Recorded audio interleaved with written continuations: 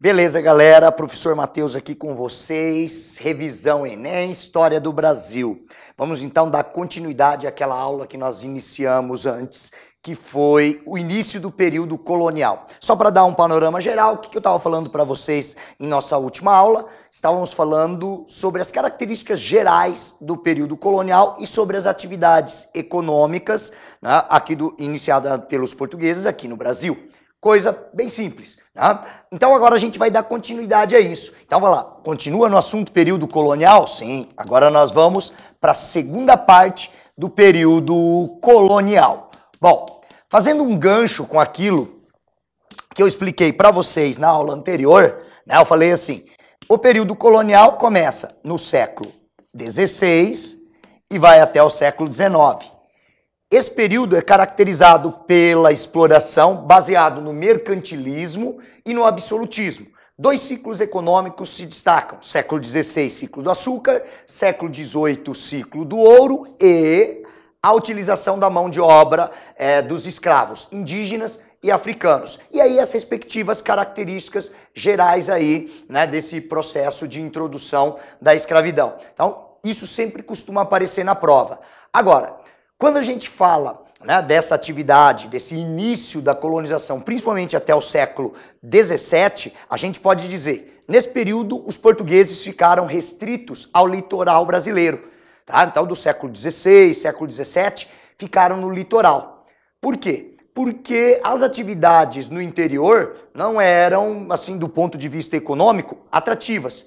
O que eles tinham esperança de encontrar era ouro, coisa que vocês viram na nossa aula anterior, só foi ocorrer no século XVIII, tá bom? Agora, aqui, o que é que vale a pena a gente lembrar? Que cai também na sua prova do Enem, como foi o processo de ocupação do interior. Então, qual é a temática aqui dentro do período colonial agora, Matheus? Expansão para o interior. Matheus, o que isso daí significa? Significa que o Brasil, nesse período, a partir do século XVII, vai ser ocupado através do seu interior. Mas quais são as atividades econômicas que vão ser responsáveis pela ocupação do interior do Brasil? Quais seriam essas atividades? Seriam atividades de exportação ou atividades voltadas para o mercado interno? Essa é uma dúvida que sempre fica na nossa cabeça. Então eu digo a vocês, vários fatores contribuíram para a ocupação do interior. Vou até escrever isso aqui para vocês. Ó. Então a expansão territorial é como ocorreu o processo de ocupação do interior. Vamos assim então, relembrando aqui, ó.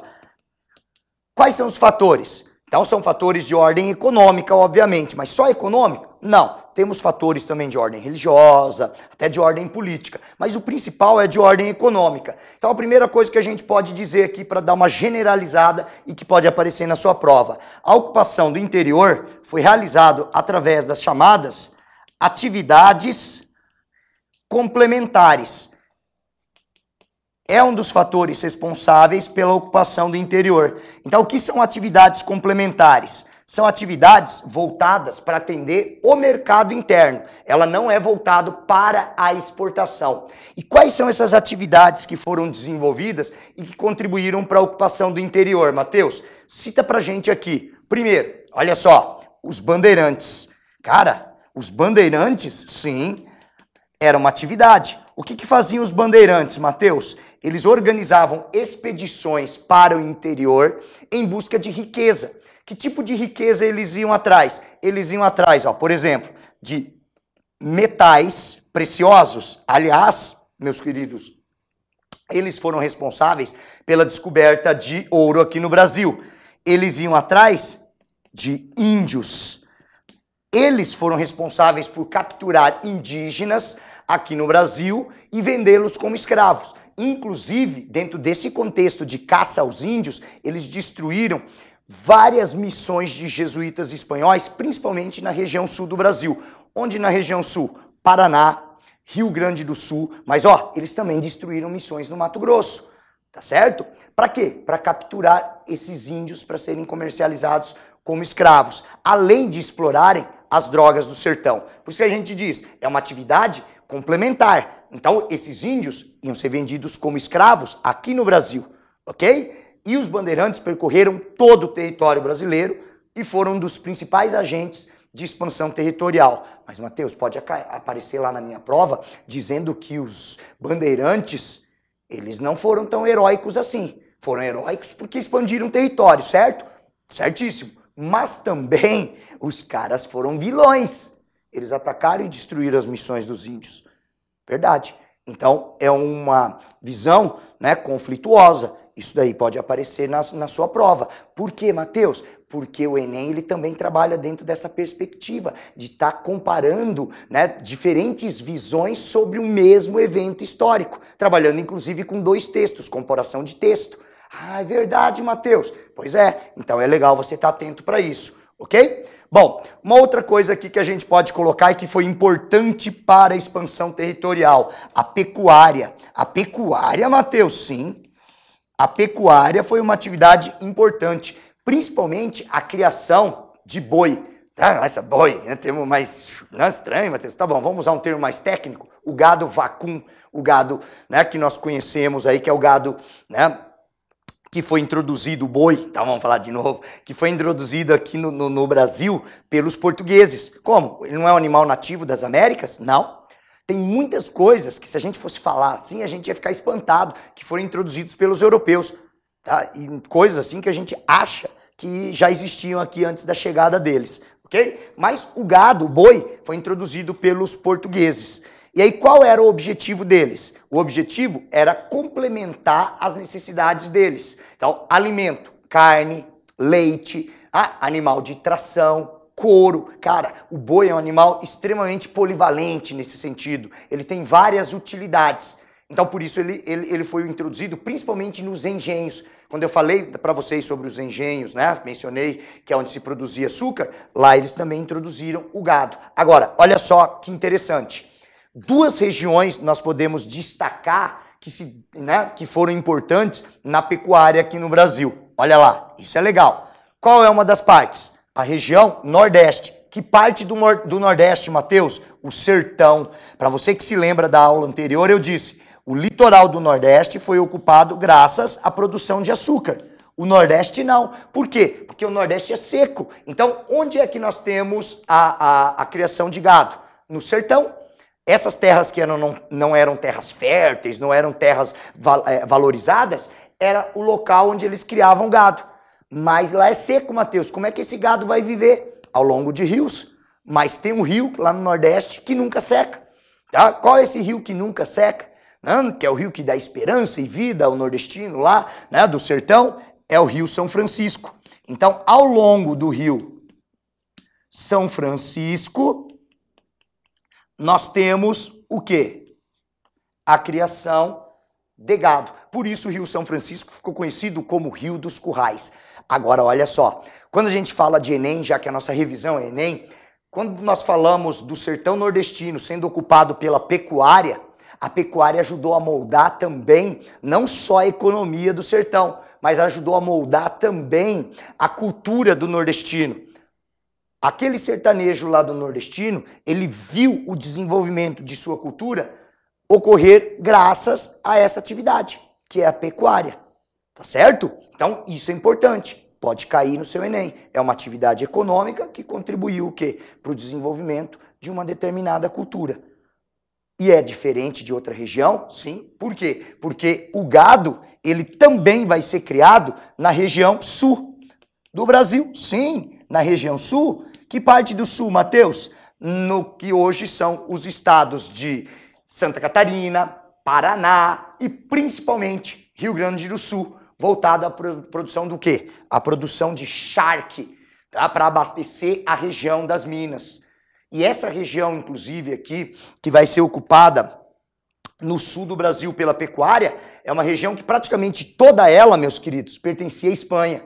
Então, se não fosse a pecuária, eu diria a vocês, uma boa parte do que hoje é território brasileiro permaneceria sob domínio espanhol. É bem possível. Em história a gente não pode ficar fazendo assim, né, essas adivinhações. Mas a região sul, praticamente toda ela pertencia à Espanha. E a pecuária contribuiu para esse processo de expansão. Ok? Então, quando a gente fala de atividades complementares responsáveis pela expansão territorial, eu destaco esses dois aqui, os bandeirantes e a pecuária. Só citando para a gente encerrar isso aqui, poderia dizer para vocês que também contribuíram para a expansão territorial, fazendo uma observação aqui bem rapidinha, a exploração das drogas do sertão. O que são drogas do sertão? São plantas medicinais, frutos típicos aqui do território brasileiro, principalmente da região amazônica. As drogas do sertão, elas são exploradas na região amazônica, tá? Outra atividade também aqui que a gente poderia dizer que foi responsável pela expansão territorial, a construção de fortes militares, principalmente no litoral norte do Brasil. Tá? Então, no litoral norte, na luta contra os franceses, na luta, né, contra esses estrangeiros, foram erguidos fortes. Ao redor desses fortes, nós vimos o surgimento de importantes núcleos de povoamento no litoral. Um exemplo, Mateus, São Luís. São Luís, no Maranhão, surgiu ao redor de um forte militar, ok? Aí a outra coisinha, e aí eu finalizo com vocês, as missões de jesuítas, também no interior e dando destaque também para a região, que é a região amazônica, beleza?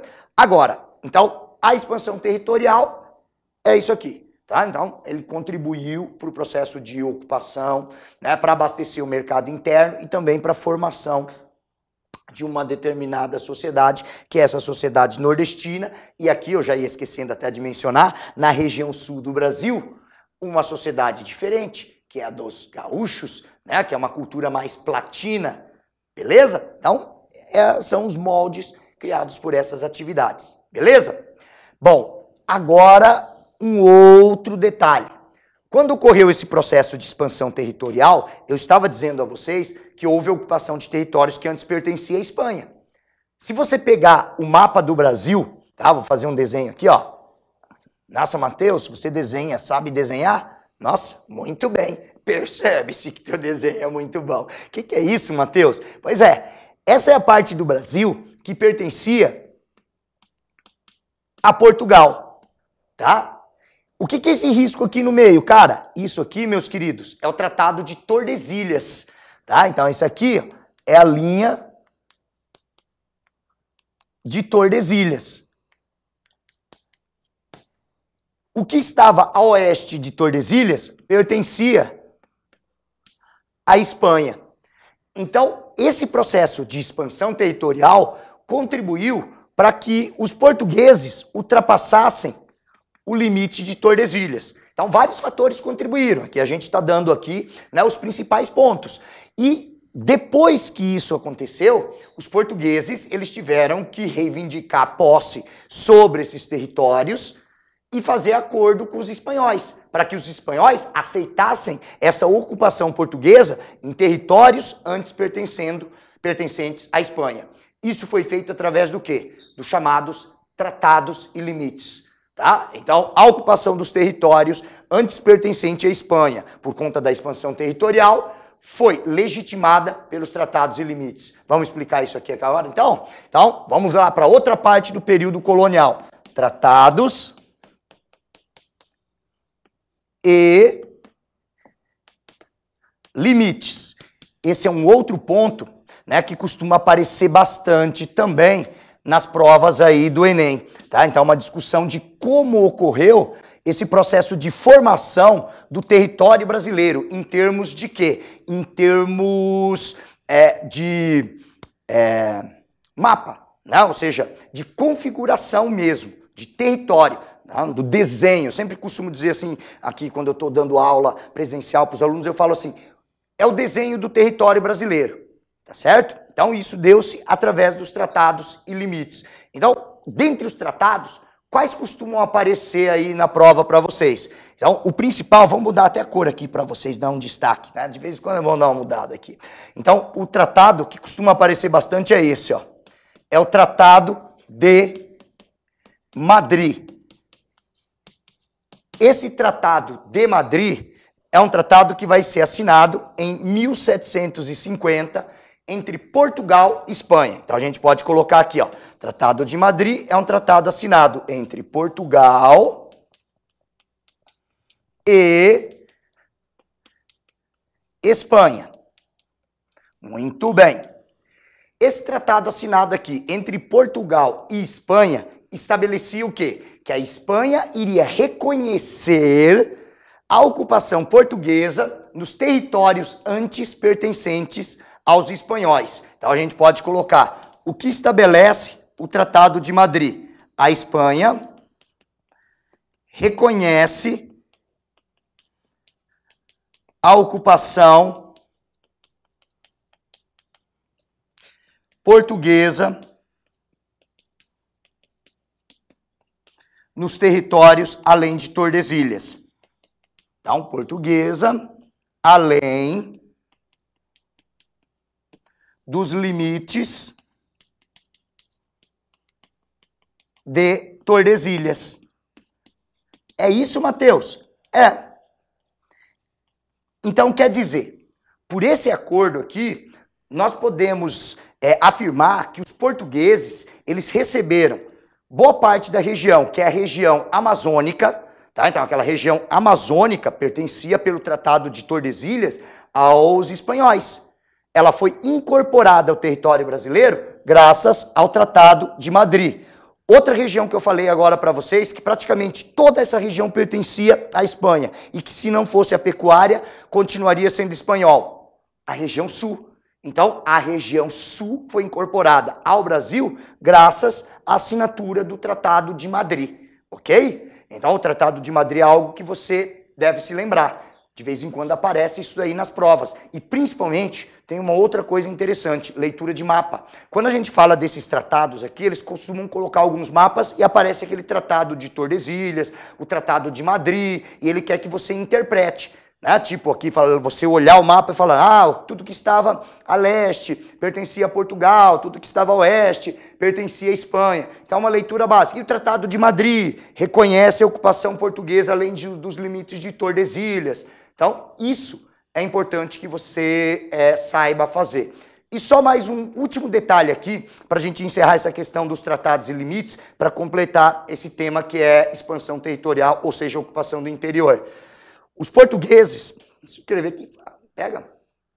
Os portugueses, então, aqui, ó, tá? Eles legitimaram a ocupação de alguma forma.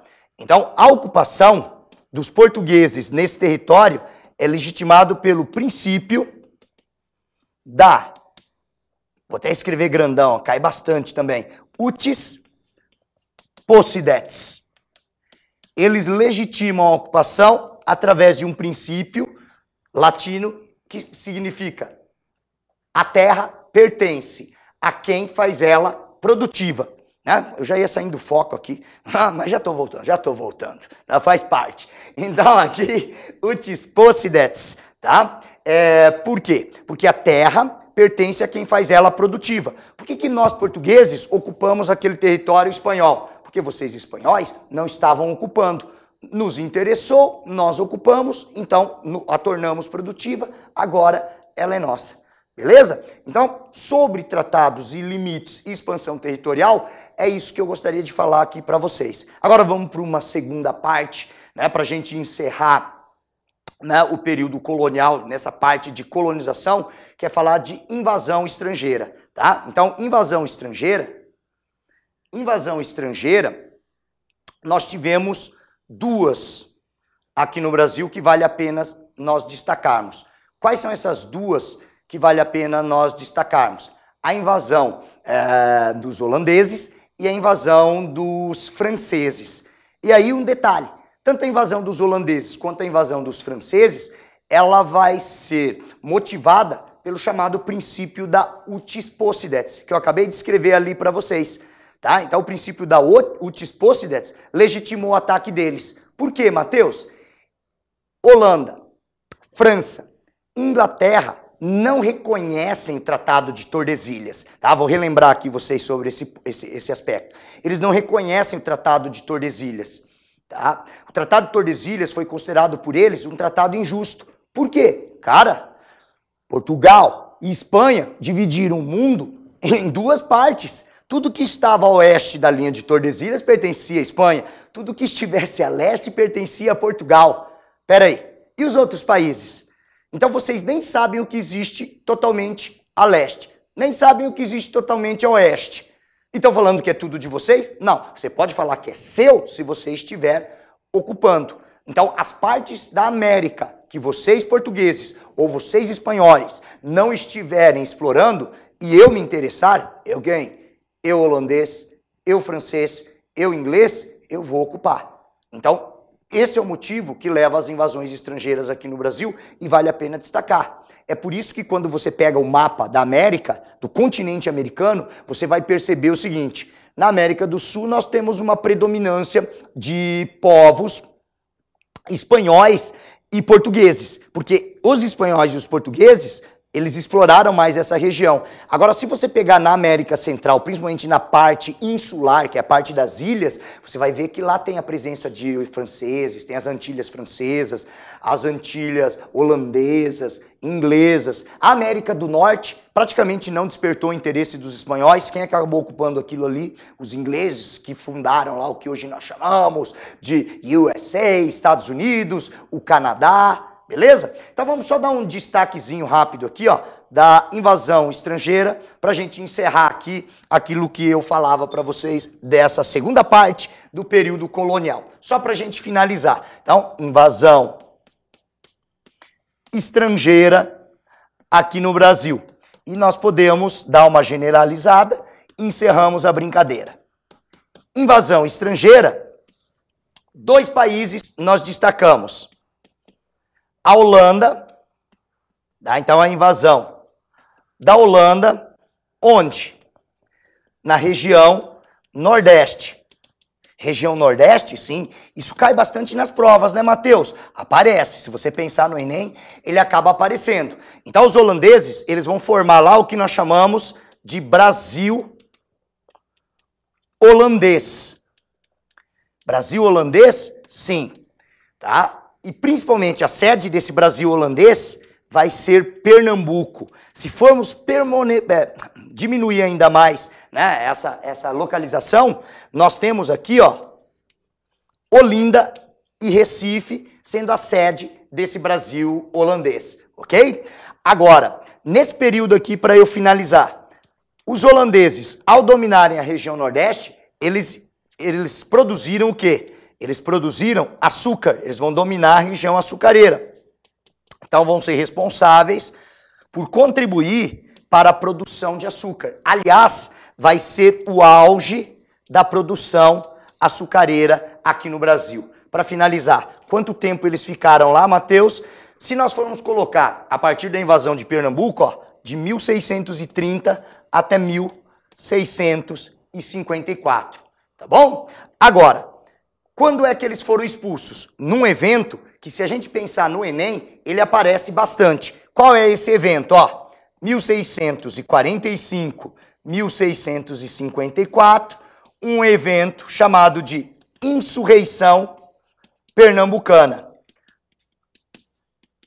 A Insurreição Pernambucana é a responsável pela expulsão dos holandeses aqui do Brasil. Isso tem uma consequência? Isso tem uma consequência. Qual? A crise da produção açucareira. Para finalizar, então, vou fazer só um esquema aqui, bem rapidão, e aí encerramos esse nosso segundo encontro aqui para falar do período colonial. Quais vão ser as consequências do período em que nós tivemos o domínio holandês aqui no Brasil, ó? Tá? Então ali eu escrevi auge da produção de açúcar, eu vou repetir aqui, ó. Nós tivemos o auge da produção de açúcar. Qual vai ser a outra consequência? Com a expulsão dos holandeses, então a expulsão dos holandeses vai ser responsável pela crise do açúcar na região Nordeste. Por que nós vamos ter a crise da produção de açúcar na região Nordeste? Porque os holandeses, ao saírem do Nordeste brasileiro, eles vão iniciar uma produção açucareira bastante próspera, um açúcar de qualidade, com engenhos mais modernos, nas Antilhas. E esse açúcar vai fazer concorrência com o açúcar brasileiro. É por isso que a gente diz o seguinte, que a partir, vou até dar um destaque aqui, ó, de 1654, ou seja, guarda o século XVII, nós temos a crise da produção de açúcar. Beleza? Galera, então tá aqui encerrado a nossa segunda parte do período colonial. Na nossa próxima aula vamos dar continuidade aqui ao período colonial e vamos para um outro tema. Qual é a temática? Crise do sistema colonial. Beleza? Até mais então.